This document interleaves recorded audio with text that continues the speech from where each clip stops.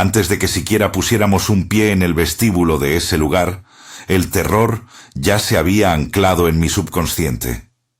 No fue una premonición clara, sino una sensación visceral que me despertaba a las 3:33 de la madrugada, empapado en sudor frío, con la impresión de que alguien o algo estaba jalando las sábanas de mis pies. En el sueño nunca veía rostros, solo sentía el frío, denso y húmedo, como si estuviera parado en el fondo de un pozo abandonado. Había un olor constante, a humedad, a óxido y un dejo metálico que sabía a sangre vieja, un aroma que me asfixiaba. Y el sonido era lo peor. No eran gritos fuertes ni lamentos. Era el arrastrar constante de algo pesado, como cadenas sobre concreto, justo debajo de la línea de mi visión. Y luego, el silencio absoluto, solo interrumpido por un golpe sordo, seco, que resonaba dentro de mi pecho. Era el sonido de un cuerpo que cae en un lugar oscuro y vacío. Cuando el dueño del hotel nos llamó, mencionando problemas con el subsuelo, mi cuerpo se tensó. Yo ya había estado allí, y ahora tenía que ir de verdad. El Hotel El Faro no parecía gran cosa por fuera. Una estructura de 3 pisos, de ladrillo rojo desteñido, justo a las afueras de Toluca. El dueño, un hombre llamado Don Roberto, nos recibió con la expresión de alguien que había pasado meses bebiendo café negro y durmiendo 3 horas. Nos condujo inmediatamente a la zona que, según él, era el epicentro, el ala de servicio del segundo piso y, crucialmente, la habitación 404, sellada por protocolo, no por miedo. Nos explicó que los problemas comenzaron con fallas eléctricas, pero escalaron rápidamente. Mencionó las quejas del personal, objetos que caían de repisas aseguradas, neveras industriales que se encendían solas a medianoche, y el constante olor a ozono, ese aroma metálico que yo había soñado. Pero lo que realmente lo había roto fue lo que sucedió con la camarista, Marta. Ella juró haber visto su propia silueta, borrosa y deforme, reflejada en el monitor apagado de un televisor en la 404. Cuando intentó limpiar la habitación, el cepillo de barrer se levantó solo, flotó por un segundo y luego se estrelló con una fuerza increíble contra su hombro, dejándola con un esguince. Los seguros y los médicos no creyeron una palabra. Para ellos, era un hotel viejo y una empleada descuidada. Para nosotros, era la confirmación de una actividad que ya no era residual, sino física y agresiva. El incidente más notorio era el que había forzado el cierre total del ala. Un electricista, contratado para revisar un circuito en el pasillo adyacente a la 404, había reportado sentir una punzada aguda, como una descarga eléctrica, a pesar de estar usando guantes de seguridad de alta resistencia y estar desconectado de la red principal. Lo alarmante no fue el dolor, sino la marca. Una quemadura de primer grado, limpia y redonda, en la parte posterior de su cuello. Él afirmó que no había tocado nada. Don Roberto nos mostró la zona. La pared de ese pasillo, curiosamente, presentaba una serie de marcas de arañazos profundos, como si una garra enorme hubiese intentado penetrar el concreto. La mayoría de la gente, los escépticos, dirían que es el resultado del tiempo, de roedores grandes o del simple deterioro de una construcción pobre. Pero los arañazos estaban muy altos, al nivel de un hombre adulto, y eran demasiado uniformes para ser vandalismo o fauna. La resistencia se basaba en la ciencia material. La quemadura era posiblemente un fallo del equipo, la histeria del trabajador, los rasguños, humedad.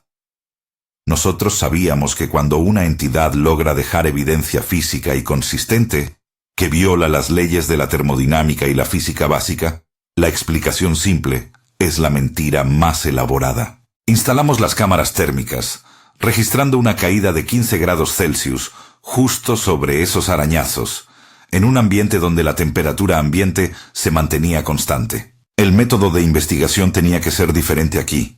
No podíamos depender solo de grabadoras de voz y medidores EMF. Este poltergeist era demasiado físico, demasiado directo. Necesitábamos una trampa, una provocación controlada. Decidimos usar la 404 como cebo. Colocamos 3 cámaras de visión nocturna en ángulos cruzados, cubriendo cada centímetro de la habitación, y dejamos un pequeño objeto en el centro de la cama. Un juguete de peluche viejo, un osito sin un ojo, para atraer cualquier energía infantil, o si era agresivo, para darle algo inofensivo que manipular. Luego nos retiramos al salón contiguo, la 402. La estrategia era simple: 0 comunicación directa, solo documentar la evidencia. Si la entidad actuaba, queríamos grabarla. El silencio inicial fue lo más pesado. Podías escuchar el zumbido de los equipos, el latido de tu propia sangre.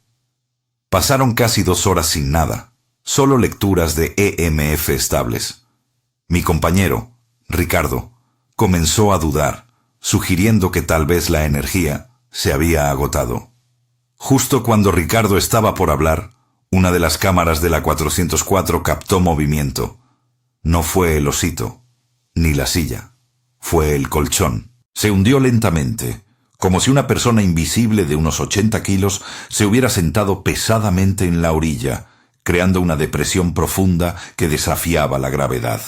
El hundimiento del colchón fue nuestra primera prueba irrefutable de fuerza. El video era innegable. No había cuerdas, ni trucos de iluminación. Solo un desplazamiento de masa que no podíamos ver. Era una manifestación de presión física.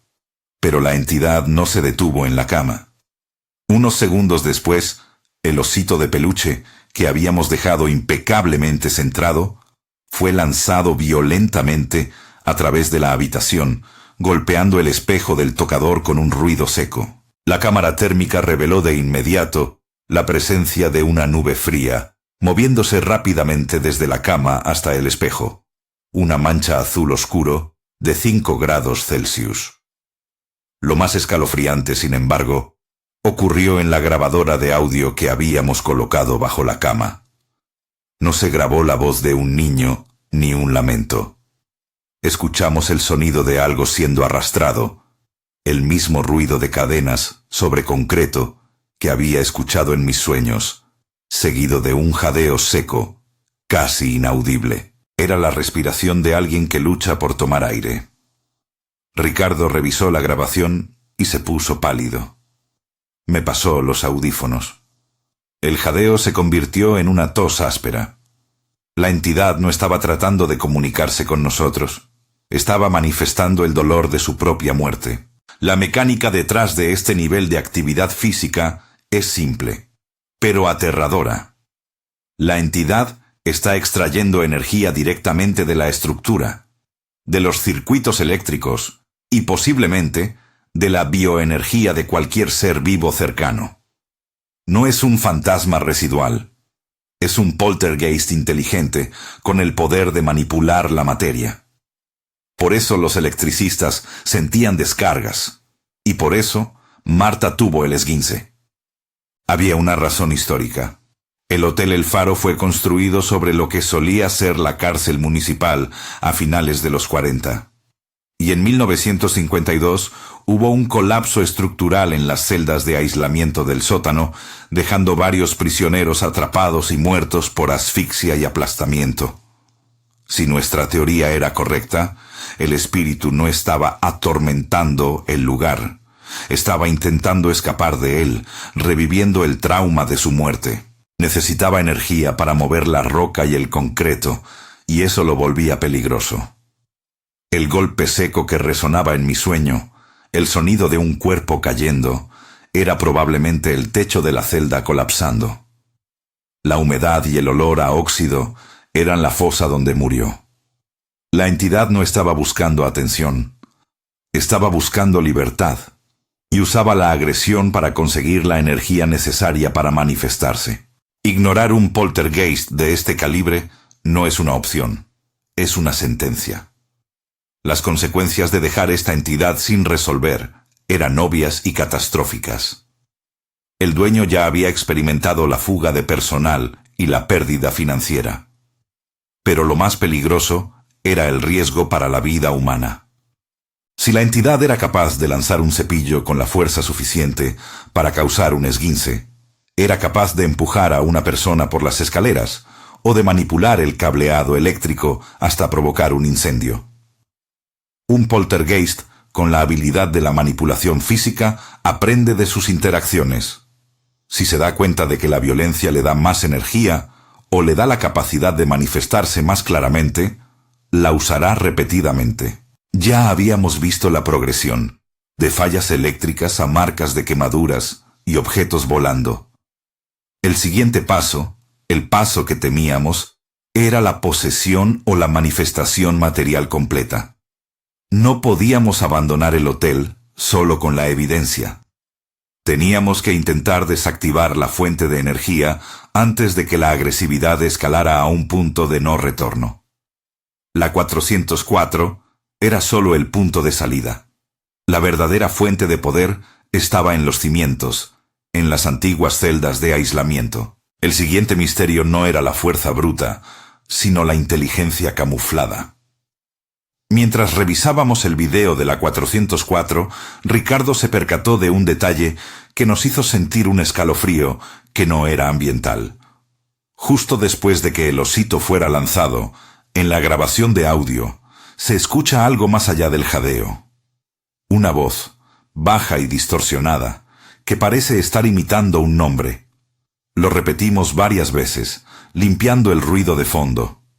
La voz dijo: Sara. Sara era el nombre de la hija de Ricardo, una información que solo nosotros dos conocíamos. La entidad no estaba simplemente generando ruido. Estaba accediendo a la información mental de mi compañero, buscando una debilidad, una forma de provocar una reacción emocional intensa para alimentar su manifestación. Esto elevaba la amenaza de poltergeist a algo mucho más oscuro.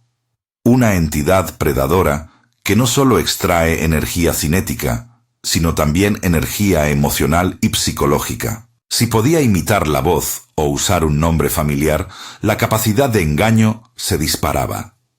El miedo dejó de ser el escalofrío de una historia de fantasmas y se convirtió en la certeza de estar siendo cazados por algo que jugaba con nuestros recuerdos más íntimos. Lo que experimentamos en el Hotel El Faro se conecta con un ciclo histórico de terror que rara vez reconocemos. El confinamiento forzado y la muerte violenta como catalizadores de actividad paranormal de alto nivel. Los poltergeists más agresivos no están ligados a una simple tragedia, sino a la negación de la libertad, al encierro, como en las prisiones, hospitales psiquiátricos o campos de batalla. Este hotel era la cicatriz de una cárcel. Esas entidades están atrapadas en el ciclo del pánico, muriendo con la única meta de escapar. El problema no es el hotel, es el terreno. La energía no se disipa porque el trauma fundacional no ha sido reconocido. Es por eso que vemos patrones de actividad física intensa. El espíritu está reviviendo el momento del colapso, golpeando, tirando objetos, tratando de mover la roca que lo enterró. Si entendemos que la manifestación paranormal es una rescenificación de la muerte, podemos ver la imagen mayor. El hotel era solo la superficie, una máquina que amplificaba un sufrimiento viejo, convirtiéndolo en un peligro moderno para cualquier persona que se atreviera a dormir en esa estructura de ladrillos sobre una tumba sellada. Tras una noche de actividad incesante que incluyó el lanzamiento de una silla en la 404 y un corte eléctrico inexplicable en toda nuestra línea de equipos, supimos que la presencia no iba a desaparecer con una simple ceremonia o reubicación. Lo que queda del Hotel El Faro es una advertencia. Don Roberto, el dueño, aceptó nuestro consejo de no intentar reabrir el ala. El legado del lugar no es el edificio de ladrillo, sino la memoria de esa prisión olvidada debajo de él. Las ruinas de esa cárcel son la prisión del poltergeist. El futuro del hotel es incierto, pero el terror es palpable. Hemos entregado a don Roberto todo el material grabado. El colchón hundiéndose, la bola de frío, la voz imitando a Sara. La última vez que hablamos con él, mencionó que había tapado con concreto todas las entradas al sótano, sellando la fuente del trauma. Pero el miedo, nos confesó, no se sella con concreto. El día que nos fuimos, Ricardo encontró una pequeña marca redonda y roja en la nuca, idéntica a la que el electricista había reportado. No le dijimos nada a don Roberto. Sabíamos que, aunque el hotel estuviera en silencio, algo nos había seguido a casa. La verdad dura es esta. El miedo que sentimos en el faro no fue por ver algo. Fue por sentir que podíamos ser heridos. Los poltergeists son la prueba de que el mundo espiritual no siempre es pasivo. Hay fuerzas que no solo quieren ser vistas, sino sentidas, que buscan manifestación física. Si alguna vez te encuentras en un lugar donde los objetos se mueven sin causa, donde la temperatura cae de golpe y escuchas un arrastrar pesado en el silencio, no intentes comunicarte. No intentes ayudar. Huye. Porque esa entidad no está buscando tu simpatía. Está buscando tu energía. Y si te das suficiente importancia como para usar el nombre de alguien que amas, es porque ya te considera parte de su suministro. El poltergeist del Hotel El Faro nos enseñó que el espíritu humano, cuando muere violentamente y en confinamiento, se convierte en una máquina de ira.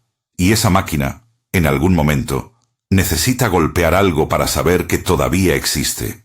La evidencia es clara. Los muertos a veces tienen más fuerza que nosotros.